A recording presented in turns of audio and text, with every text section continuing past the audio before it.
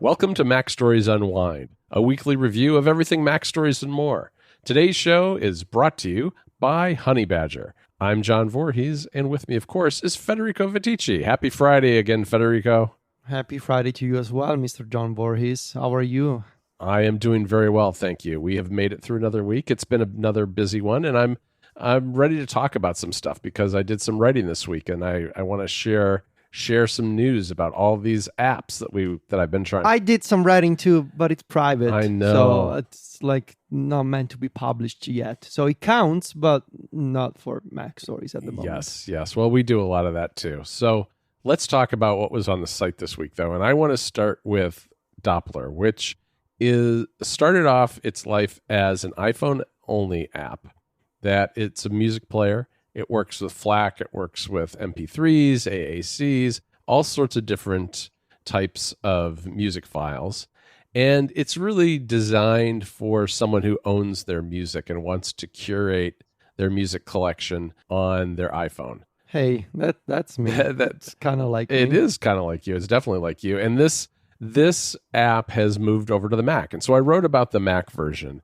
And the Mac version is a native AppKit app. It does basically the same stuff that you will find on the iPhone. I was really impressed because one of the things, I just really stream now, and I really haven't done much of any purchasing since about 2015. But I have an old collection of many years of purchased music and ripped from CD music that I have sitting on the Plex server that's down in my basement. And so this Mac Mini that sits down there is connected over Ethernet to all my other Macs. And so I opened up the M1 iMac.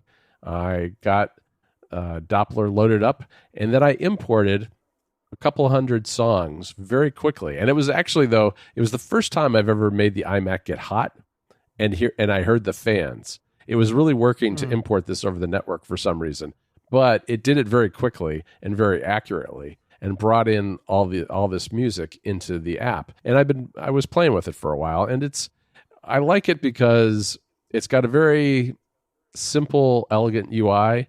It's it's a little bit like if you took the Apple Music app and stripped out all the streaming and were really just focused on doing one thing with music, which I always have kind of hoped that Apple would do that, because I do feel like music has a lot of legacy cruft in it. And I don't think, I kind of get why they do it the way they do, just because it would be strange to have a streaming music app and a purchased music app.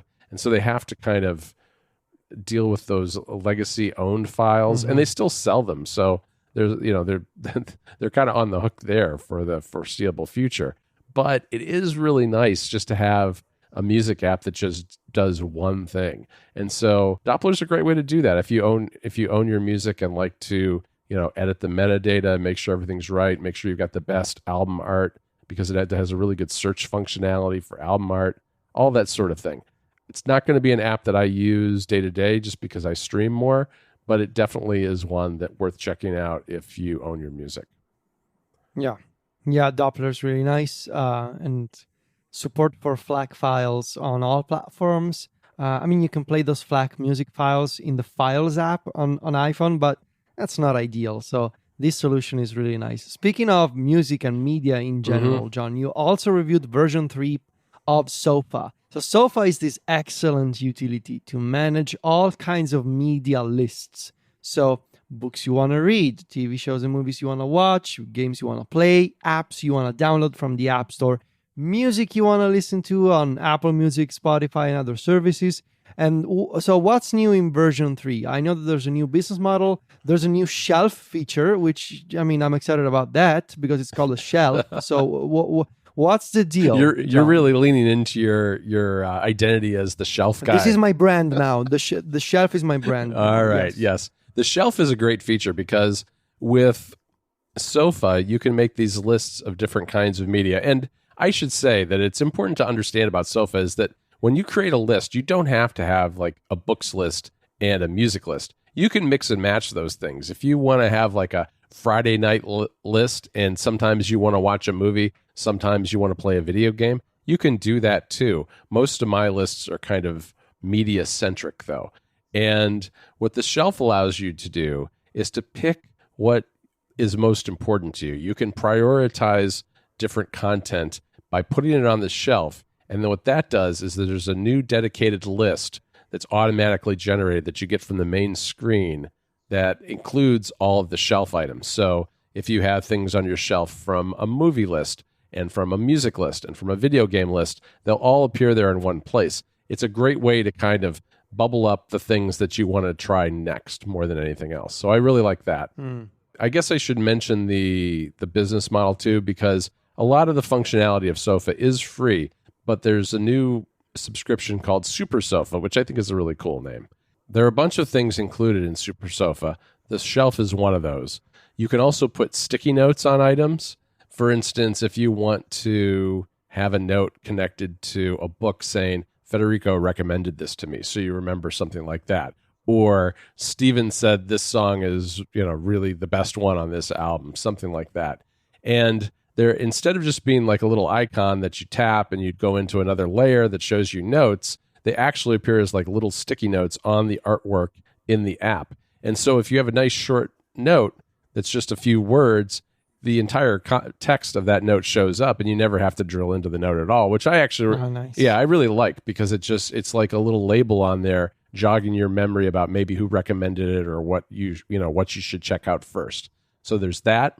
There's a whole bunch of statistics and filters in the activity view. The activity view used to be pretty much just a chronological list of things that you had logged as finished in your lists. Now it's organized more. You can filter by year, you can filter by type, and you can turn on or off statistics, kind of showing you by category how many things you've completed in that category, which is nice. A lot of people like to see that kind of thing.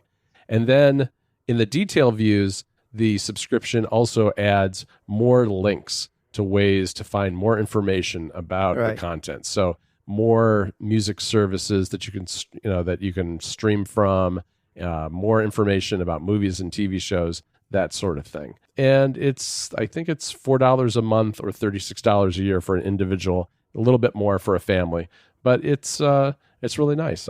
It's a huge update. I mean, and the shelf, I think for me, the shelf and probably the sticky notes are my two favorite features, because those are the things I'll probably use the most. Yeah, really one of the best updates of the year so far. Like, this is the right way to do a major app update these days. And I got to dig into Sofa a little more over the weekend as I reorganize all the media that I want to watch and play and read. I have quite the backlog over here, so I'm going to use this one, I think, to keep track of all of it. John, there's a GarageBand update for iOS and iPadOS that you wrote about that added this feature called sound packs and producer packs. So basically, if I get this right, you can now remix songs using some of the same effects that have been used by the likes of Dua Lipa and Lady Gaga. Is that right? Right. Those are the remix sessions, and there are just two of those. There's the Dua Lipa one and Lady Gaga. And then there are sound packs and producer packs. And so Apple teamed up with some well-known producers who provided a bunch of royalty-free loops and sound effects and things like that you can use in the music that you make in GarageBand. And I believe there are 9 of those. There's even a tie-in too with an upcoming docu-series from Mark Ronson that is coming out soon on TV Plus. So there are loops and things in that are inspired by the music that's going to be covered in the docu-series. So a lot of different things going on here. They're all in and around remixing and creating your own music using pre-compiled and pre-created loops and other sounds. So I haven't had a chance to dig into it yet, but it does sound kind of fun. And GarageBand's great at this. I'm only a little surprised, I guess, that GarageBand for Mac didn't get any of this love, but it's just on the iPhone and the iPad. But I guess maybe the Mac will catch up someday. Yeah, maybe. And lastly, Apple made a bunch of money. There was the Q3 2021 earnings call earlier in the week.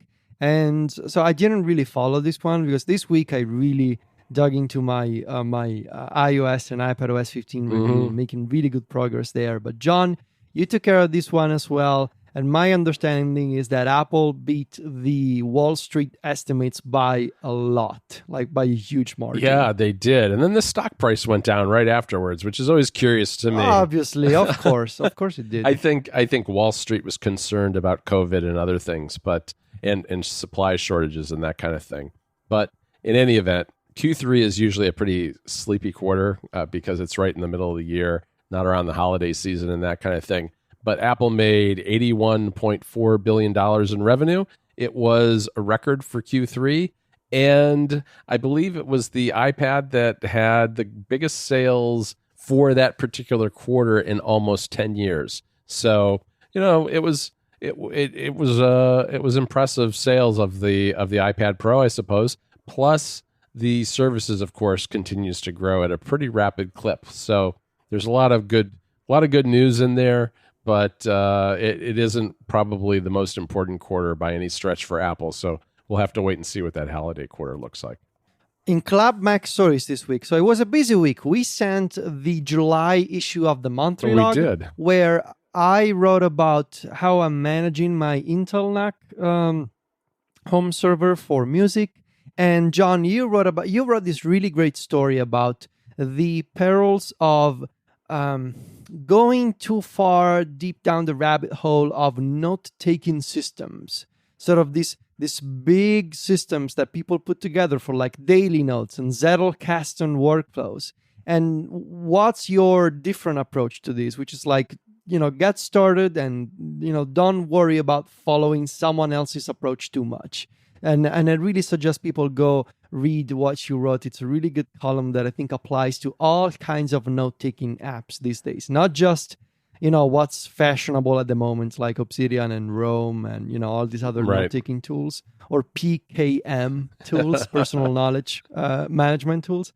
That's a really good column. Thank you. And we also sent MacStories Weekly, obviously, on Friday, where I wrote about my love and appreciation for Roon. Roon is it's a music playback sort of an app that is reminiscent of Plex. It organizes your personal music library and it lets you browse and listen to that music via compatible third-party audio hardware. But it also puts the focus on discovering music and music metadata, finding connections and digging deeper into the credits of each album or song.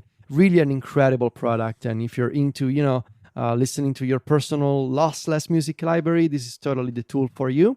And you, John, created a shortcut to transcribe podcast clips shared from Overcast to text and archive them as notes in Obsidian, featuring the transcription of the text and a native embeddable audio file for that clip from the podcast, which I think is a really great idea that I'm going to steal and maybe remix based on, I don't want to use Overcast. So I'm going to take your approach and run with it, see how I can modify it. And we also had the home screen of a friend of the show, friend of MacStories, Christopher Lawley. He's got an excellent YouTube channel where he makes videos about working on the iPad and iPad productivity. We love Christopher, and he was kind enough to share his sort of in-depth approach to how he's organizing his iPadOS home screen on iPadOS 15. So featuring apps, widgets, and shortcuts, the whole thing. So really good issue of Weekly. It's fun to put this together and try different things on a week-by-week basis. Yeah, we had MacStories Unplugged this week too that we released at the same time as MacStories Weekly. That's the monthly podcast that you and I do for behind the scenes type stuff for members. And we even asked members to join us in a little game that you announced, in a guessing game, I guess. So if you're a member and haven't listened to that yet, check it out. We'd love to hear from you on that. Yep. Also this week, we published episode 233 of App Stories, and that was all about building an Apple-only research and writing setup. We talked a lot about notes, a lot about Quick Note, a lot about Safari, and a little bit about Pages and other apps that are Apple system apps, and considered whether it was the kind of whether Apple's gotten to the point where you could really have an Apple-only research setup and, to a lesser extent, writing setup? And I think the answer for you and me is no, but not necessarily no for everyone. And Apple has come an awful long way, especially with some of the things in iOS and iPadOS coming up. So definitely check that out.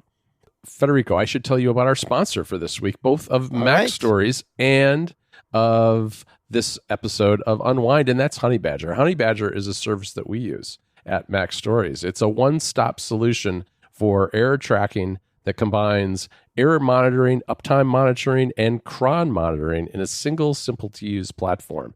It's the only service that combines all of those elements into one elegant solution that has your back when you need it the most. If your production site goes down, the last thing you want to do is hear about it on Twitter or from an unhappy customer. With Honey Badger, you know the instant a problem arises. What's more, Honey Badger is easy to set up, taking just minutes, not hours, to get up and running. The service hooks into popular web frameworks, job systems, authentication libraries, and front-end JavaScript. Most installations are just a few lines of code, and Honey Badger also includes a comprehensive online dashboard and content-rich reporting system that gives you the ability to diagnose and resolve your issues quickly. Honey Badger is a bootstrapped company built from the ground up to serve developers, not VCs. Honey Badger is used by tens of thousands of customers of all sizes, including eBay, DigitalOcean, Heroku, Thoughtbot, and, as I said, MacStories. Sign up for Honey Badger's 15-day free trial today by going to honeybadger.io and joining the growing list of companies whose developers swear by Honey Badger. There's no credit card required to sign up, so you have nothing to lose. So go there now and give it a try. Our thanks to Honey Badger for their support of Unwind. All right, Federico, we should talk a little bit about arcade before we dig into our Unwind picks, because there's been a lot of arcade news lately, and it's just continues to keep coming. So I'm pretty excited. There's some coming soons this week. One is Asphalt 8 Airborne. I don't know if you've ever played this, but this was back in the day. Yeah, I think it's one of the better Asphalt games that came out from Gameloft, and that's coming to arcade very soon. Yeah, that's cool. It's a good looking game. Yeah. And then there's an original coming too, which I want you to tell me a little bit about if you know. It's Baldo, and I believe that's made by an Italian development team, right?